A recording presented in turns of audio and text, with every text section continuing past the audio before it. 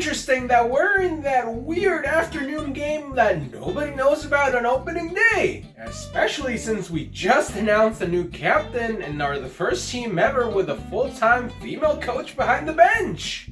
But I guess all that matters is that we hold on to this 2-0 lead for the win. Nearly had us in the first half, not gonna lie, but let's try not to rely on Kyrou and Broberg scoring 3 goals in under 2 minutes every single time moving forward. Of course the NHL wants Bedard to open the season in Utah. Why else would people tune in to watch a hockey team that doesn't even have a name? Congrats Chicago, you just got clubbed in the first ever win by the Utah Hockey Club franchise! Oh, so you agree you're a new franchise? Does that mean we can have our records back? No? Well, I guess we'll just have to keep making more of our own, starting with Kyle Connor's 7th straight season opener with a goal! And here I thought we had no chance against everybody's pick to win the cup this year! Obviously not gonna overreact, because last year's season opener was just as bad and look where we ended up!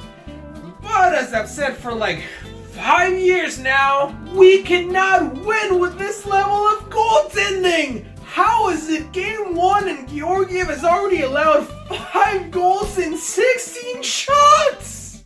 8 goals to kick off Season 8 while completely demoralizing an opposing fan base in one night! Vegas hockey is so back! Excellent work in the first, lads. A 4-1 lead should be more than enough for us to cruise past the Flames the rest of the game. Oh my god, Zari completes the comeback in overtime! The captain comes in clutch with a natural hat-trick comeback in Buffalo! The team better buy him and Kemper dinner after saving our asses today. Looks like we'll continue with the comebacks as we spoil the Sharks' big night. And thank God, because I was beginning to think we might never beat the Sharks again! Up 4-1 in the third! You know what though? All that matters is that the chase for the Calder is on, now that Macklin Celebrini is the second fastest rookie to score his first NHL goal, behind only Mario Lemieux! Even if he did score by accident!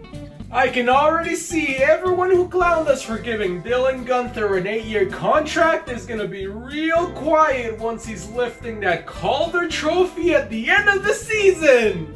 Alright, seems Wedgwood still thinks he's playing for the Stars, but O'Reilly got us within 1 with 95 seconds left, so we still got a chance at the comeback! Oh, Nashville, Nashville, Nashville. You should know by now only bad things happen when we roll into town! Oof, good thing that JVR goal got called back.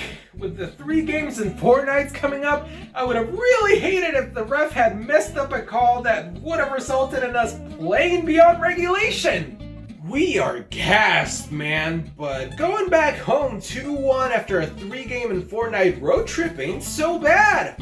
Plus, the WTF line of Walker, Turchenko, and Boxall looked surprisingly good so far.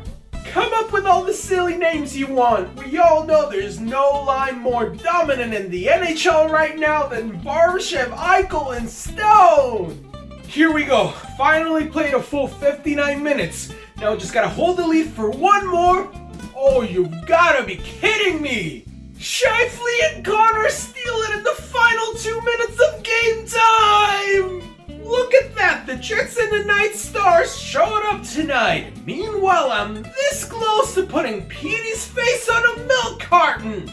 Jonathan Huberdeau just had a 4-point night? What year is this, 2022?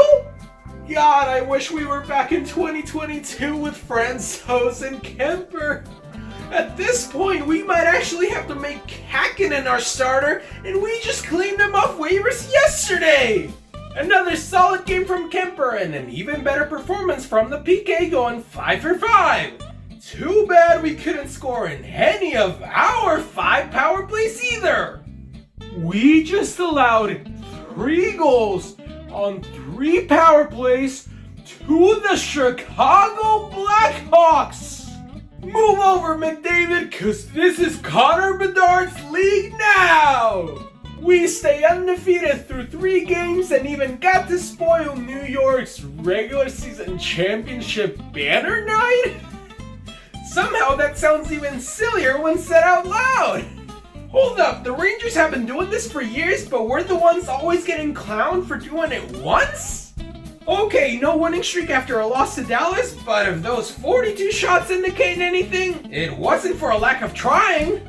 Are the refs trying to give Seattle the win? How do you miss that elbow on Nicky and then call Brodin for tripping when Tanev's the one who sent them crashing into the ice?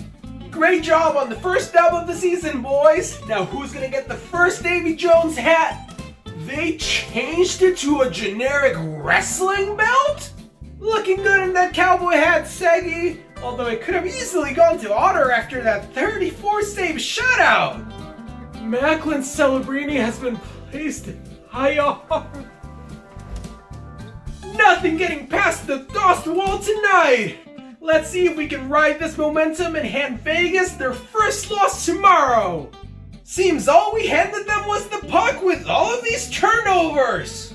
I know it's emo night, but I'm telling you this winning streak is more than just a face. Damn, back-to-back shutouts and a pair of goals in 13 seconds? I know we played last night, but I'm so hyped I could have kept going all day. I get they're tired, but that was nothing more than a dump and chase contest for about 2 periods. I wonder if the Wild were just as exhausted after last night. Am I getting hallucinations from exhaustion, or did the Jets just pull their goalie for an offensive zone draw with 3 seconds left in the first and actually scored? Scotty Arneal, I wasn't familiar with your game. Look at that, just in time to catch the end of the Battle of Alberta. Wait, there's no way. Worst Thanksgiving weekend ever. We beat the Oilers to go up 3-0!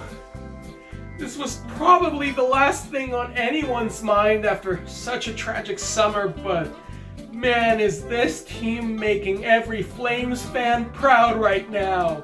Let's keep it rolling, boys! For Matthew and Johnny!